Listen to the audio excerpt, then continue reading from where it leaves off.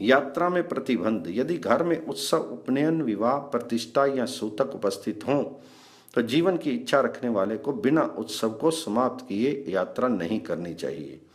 यात्रा में अपशकुन। यात्रा के समय यदि परस्पर दो भैंसों या चूहों में लड़ाई हो, स्त्री से कलह हो या स्त्री का मासिक धर्म हुआ हो, वस्त्र आदि शरीर से खिसक कर गिर पड़े, किसी पर क्रोध हो जाए या मुख से दुर्वचन कहा गया हो तो उस दिशा में राजा को यात्रा नहीं करनी चाहिए। दिशावार और नक्षत्र दोहद।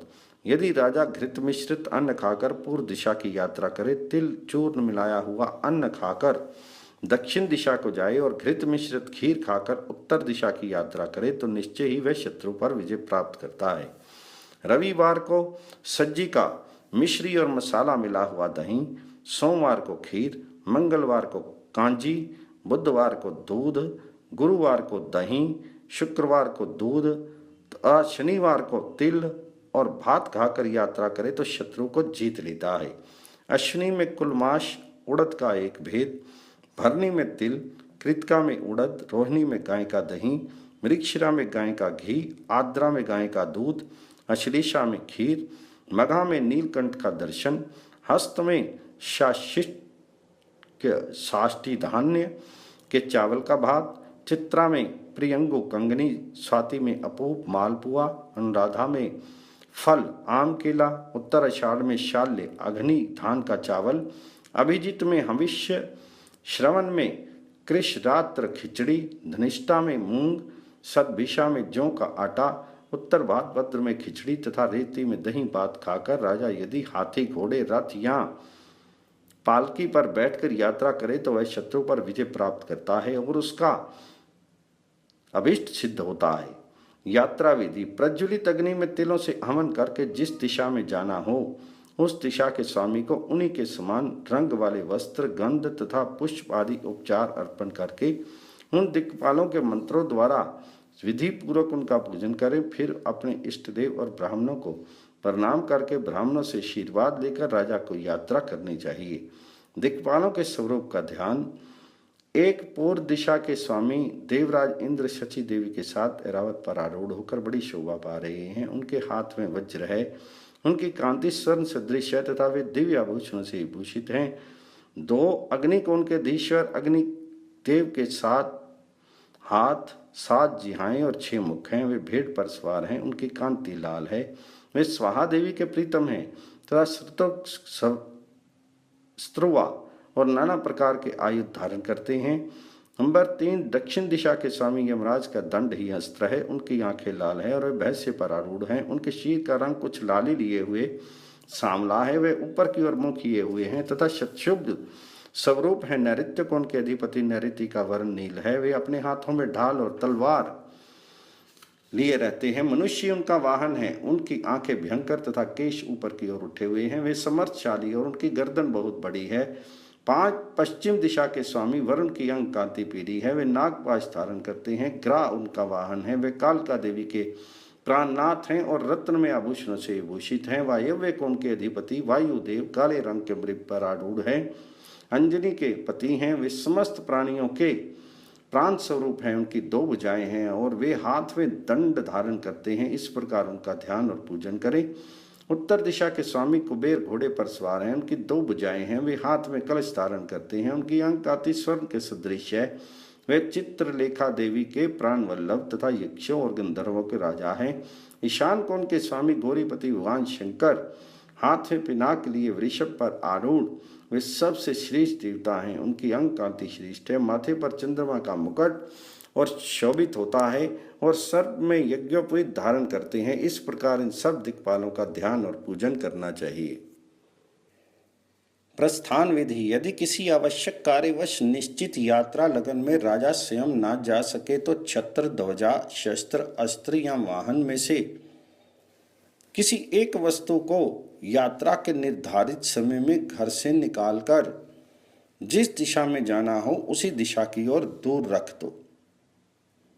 अपने स्थान से निर्गम स्थान प्रस्थान रखने की जगह 200 दंड 4 हाथ की लग्गी से दूर होना उचित है, अथवा 40 या कम से कम 12 दंड की दूरी आवश्यक है। राजा स्वयं प्रस्तुत होकर जाए तो किसी एक स्थान में 7 दिन तक नहीं ठहरे। अन्य राजमंत्री तथा साधारण जन भी प्रस्थान करके एक स्थान में 6 या 5 दिन तक न ठहरे। यदि इससे अधिक ठहरना पड़े तो उसके बाद दूसरा शुभ मुहूर्त और उत्तम लगन विचार करके यात्रा करें। असमय में पौष से लेकर चैत्र पर्यंत बिजली चमके, मेघ की गर्जना हो या वर्षा होने लगे तथा त्रिविध दिव्य अंतरिक्ष और भौम उत्पात होने लगे तो राजा को 7 रात तक अन्य स्थानों की यात्रा नहीं करनी चाहिए। शकुन, यात्रा काल में रला नाम पक्षी, चूहा, सियारन, कौवा और कबूतर, इनके शब्द वाम भाग में सुनाई दे तो शुभ होता है। छछुंदर, उल्लू, पल्ली और गधा ये यात्रा के समय वाम भाग में हो तो श्रेष्ठ हैं। कोयला, तोता और भरदूल आदि पक्षी यदि दाहिने भाग में आ जाएं तो श्रेष्ठ हैं।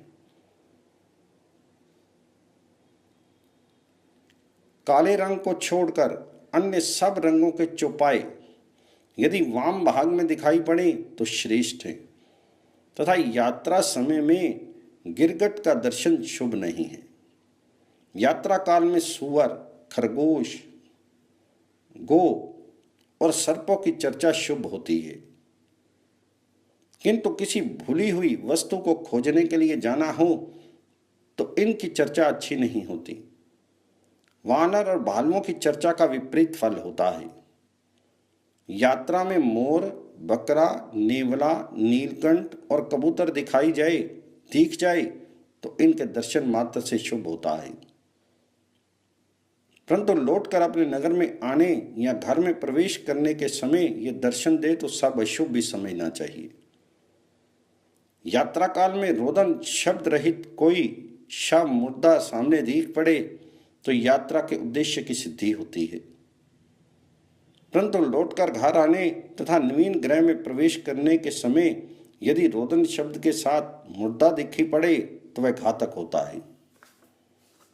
अपशकुन, यात्रा के समय पतित, नपुंसक, जटाधारी, पागल, औषध आदि खाकर वमन उल्टी करने वाला, शीर में तेल लगाने वाला, वसा, हड्डी, चर्म, अंगार, ज्वाला रहित अग्नि, धीर रोगी, गुड़, कपास, रुई, नमक, प्रश्न पूछने पर या टोकने का शब्द, तृण, गिरगट, बंध्या स्त्री, कुबड़ा, गेरुआ, वस्त्रधारी, खुले केश वाला, भूखा तथा नंगा ये सब सामने उपस्थित हो जाए तो अभी सिद्धि नहीं होती है।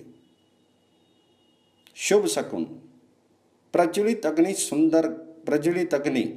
सुंदर घोड़ा, राज्य सिंहासन, सुंदर स्त्री, चंदन आदि की सुगंध, फूल, अक्षत, छत्र, चामर, डोली या पालकी, राजा, खाद्य पदार्थ, ईख, फल, चिकनी मिट्टी, अन्न, शैद, घृत, दही, गोबर, चूना, धुला हुआ वस्त्र, शंख, श्वेत बैल, ध्वजा, सौभाग्यवती स्त्री, भरा हुआ कलश, हीरा, मोती आदि, भृंगार, गौ, ब्राह्मण, नगाड़ा, मृदंग, दुंदभी, घंटा तथा बीना आदि वाद्यों के शब्द, वेद मंत्र एवं मंगल गीत आदि के शब्द, ये सब यात्रा के समय यदि देखने या सुनने में आवे तो यात्रा करने वाले लोगों के सब कार्य सिद्ध होते हैं।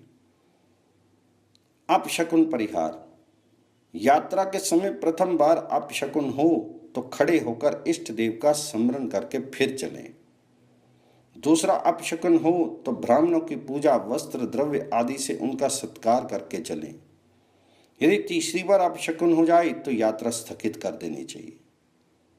छींक के फल, यात्रा के समय सभी दिशाओं की छींक निंदित है। गौ की छींक घातक होती है, किंतु बालक, वृद्ध, रोगी या कफ वाले मनुष्य की छींक निष्फल होती है। पर स्त्रियों का स्पर्श करने वाला तथा ब्राह्मण और देवता के धन का अपहरण करने वाला तथा अपने छोड़े हुए हाथी और घोड़े को बांध लेने वाला शत्रु यदि सामने आ जाए तो राजा उसे अवश्य मार डाले, परंतु स्त्रियों तथा शस्त्रहीन मनुष्यों पर कदापि हाथ न उठावे।